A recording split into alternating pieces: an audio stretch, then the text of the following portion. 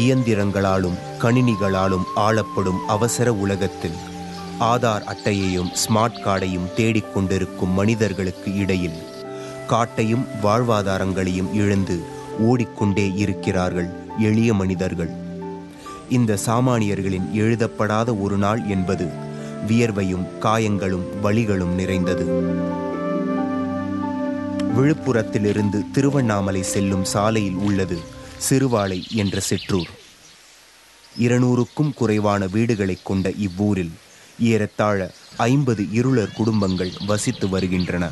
நிரந்தர வேலை இல்லாமல் பெரும்பாலும் எலிகளை தேடி ஓடிக்கொண்டிருக்கும் இருளர் இனத்தின் சாமானியரான முனுசாமியோடு அவரது ஒரு நாள் பாடுகளை பதிவு செய்ய நாமும் பின்தொடர்ந்தோம்.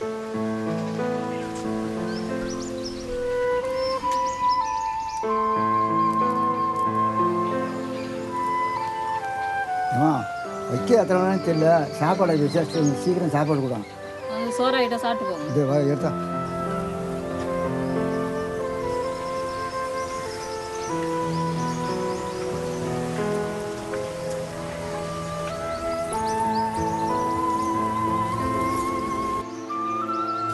ஏமா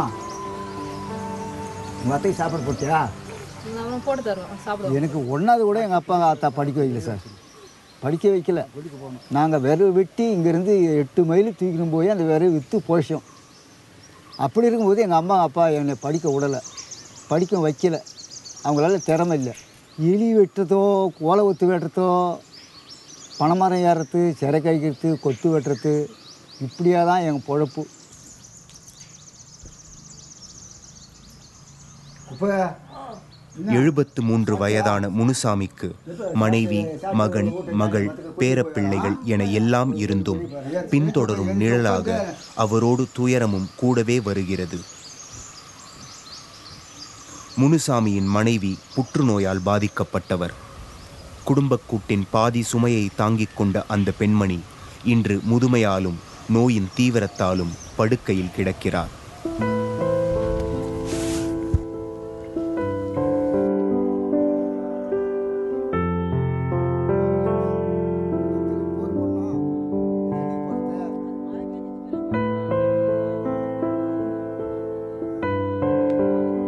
காட்டையே சார்ந்து வாழ்ந்திருந்த இருளர் பழங்குடி மக்களின் முக்கிய தொழில் வேட்டை. ஆனால் அதெல்லாம் பழங்கதை. அடுத்தடுத்து அரசாங்கம் போட்டிருக்கும் வனச்சட்டங்களால் இவர்களது எல்லைகள் சுருங்கிவிட்டன. இப்போது எலி பிடிப்பது ஒன்றே வேட்டை தொழிலாகிவிட்டது. ஃபஸ்ட்லேயே யாருனா கூப்பிட்டாங்கன்னா வேலைக்கு காலையில் ஏற்றி வேலைக்கு போயிடுவோம். அப்படி யாரும் கூப்பிடனா கட்டாபரி எடுத்துக்குவோம். கட்டாபரி எடுத்துன்னு போய் எலி பிடிப்போம். எலி பிடிச்சி வந்து சாயங்காலம் சாப்பிட்டு 8 மணிக்கு கிளம்புனா சாயங்காலம் 6 மணிக்கெல்லாம் வீட்டுக்கு வருவோம். 6 மணிக்கு வந்தால் பொண்டாட்டி புள்ள அதை மிளகாய் அரைக்கிறாங்களோ என்ன பண்ணுறாங்களோ அதை குழம்பு வச்சு கொடுத்தாங்கன்னா ராக்கி சாப்பிட்டு படுத்துக்குவோம். படுத்துனா வெடிக்கலாம். அதுக்குள்ளே இது வந்து யாராவது வேலைக்கு விட்டாங்கன்னா மம்டி களை கொத்தவோ, கரும்பு கால் படிக்கவோ, இல்லை வைக்க போர் போடவோ, ஏதாவது ஒரு வேலை கிடச்சி கூப்பிட்டாங்கன்னா கண்டிப்பாக அந்த வேலைக்கு போடுவோம். யாரும் கூப்பிடலன்னா ஏறி பிடிக்கிற வேலை தான், வேறு வேலை கிடையாது சார். மழைக்காலம் இவர்கள் வாழ்க்கையை மிகுந்த நெருக்கடிக்குள்ளாக்குகிறது. விவசாய கூலி பணியும் கிடைக்காது, வேட்டையாடவும் முடியாது.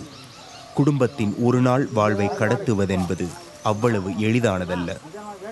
முனுசாமியைப் போலவே மழையினால் பணியை இழந்தவர்கள் வேட்டைக்கு செல்வதென முடிவு செய்துவிட்டார்கள். முனுசாமியின் சகாக்கள் எலி வேட்டைக்கு அழைக்க வந்துவிட்டார்கள். கடப்பாறை, சில்லாக்கோல், ஊத்தாம்பானை, வலை, நீண்ட கம்புகள் இவற்றை காட்டிலும் அவர்களிடம் இருக்கும் முக்கியமான ஆயுதம் நம்பிக்கை.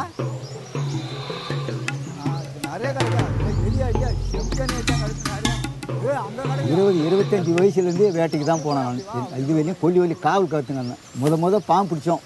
எனக்கு கரு தெரிஞ்சு பாம்பு தான் பிடிச்சோம். பாம்பு பிடிச்சி விற்க ஞாயிற்றுக்கிழமை, திங்கக்கிழமை சந்தை வட்டம் ஒன்று சந்தையில் விற்போம். வியாபாரி வாங்குவோங்க சார்.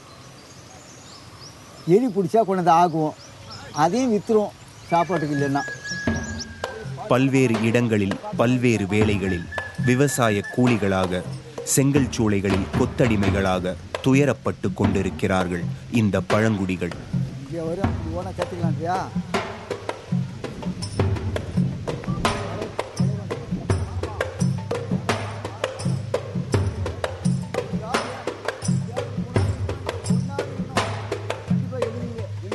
எலி என்றால் பொதுவாக அருவருப்படைகிறவர்கள் உண்டு. ஆனால் இந்த மனிதர்களுக்கு சிறு ஆதாயத்தையும் கொஞ்சம் ஆகாரத்தையும் தருவது இந்த எலிகள்தான்.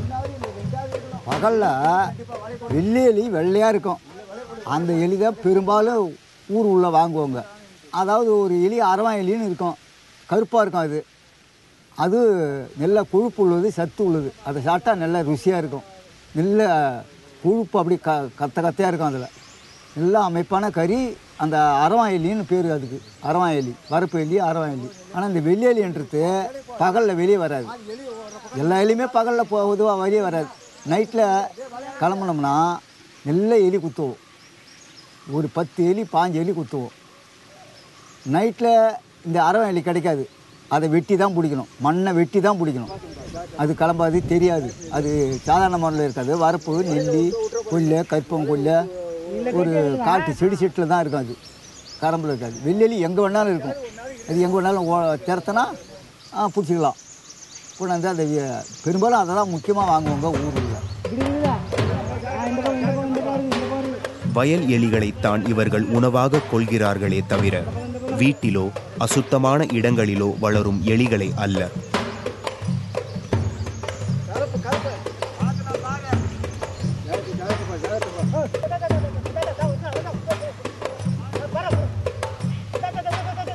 வேட்டை என்பது ஒரு கலை.